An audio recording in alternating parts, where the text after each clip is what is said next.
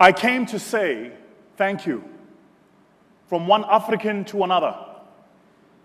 Thank you for teaching us what is possible when people are intentional about what they want to do and build.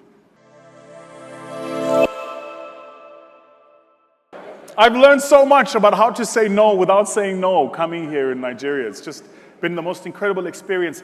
I want to say the following: take not for granted this hustler spirit that keeps your nation alive. You know, in every single economy, in every single marketplace, across the length and breadth of this beautiful continent we call home, if you look for a landmark company changing the terrain, you will find a Nigerian in the top 3.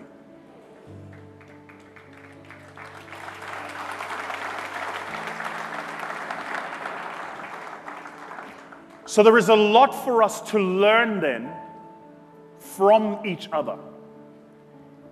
And for me, one of the things I learn is there is so much to glean from a people who can make order out of chaos.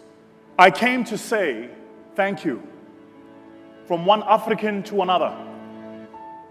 Thank you for teaching us what is possible when people are intentional about what they want to do and build. I came to say thank you for never losing hope and faith in where this beautiful country of yours is going.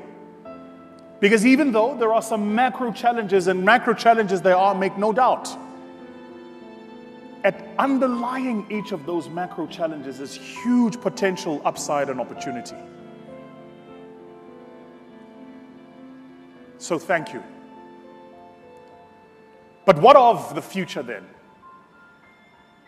And to arc back to the theme of why we are gathered here today, if we are to cast our imaginations into the future and to read forward how we must innovate into that future, then how must we be? And more importantly, who must we be? Perhaps there is an unlearning that must take place for a new learning to emerge. Perhaps we need to leave behind some of the things we have made ourselves and learn anew the people we must become in the global context. Who and what must we be?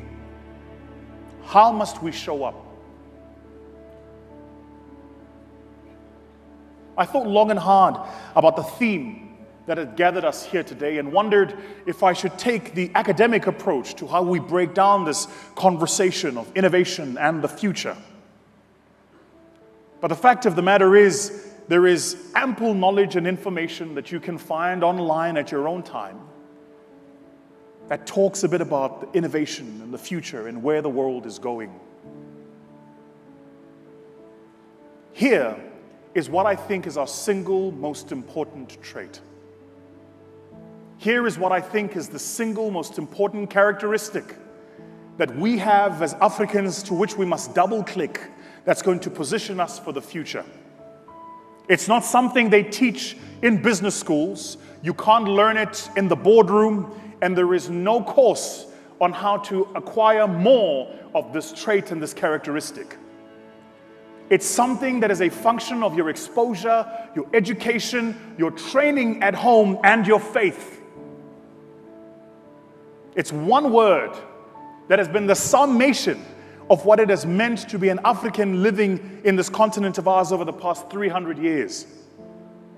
It's the one word that has captured both yours and my ancestors, regardless of what deprivation we suffered in the past, whether it was colonization for you or apartheid for us. It is the one thing that has been the glue between the Zulus and the Igbos. The one thing that has been the glue between the people of the Kikuyu and the Basotho.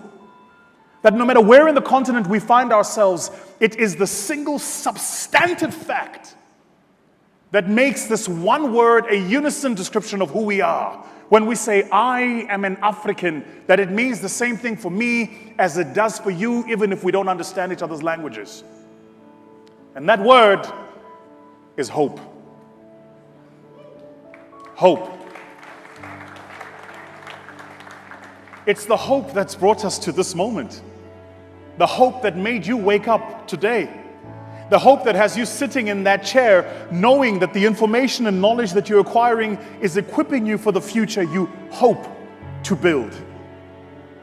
It's the hope that your parents had for you when they reared you up into the world and brought you into being an adult who would contribute to society.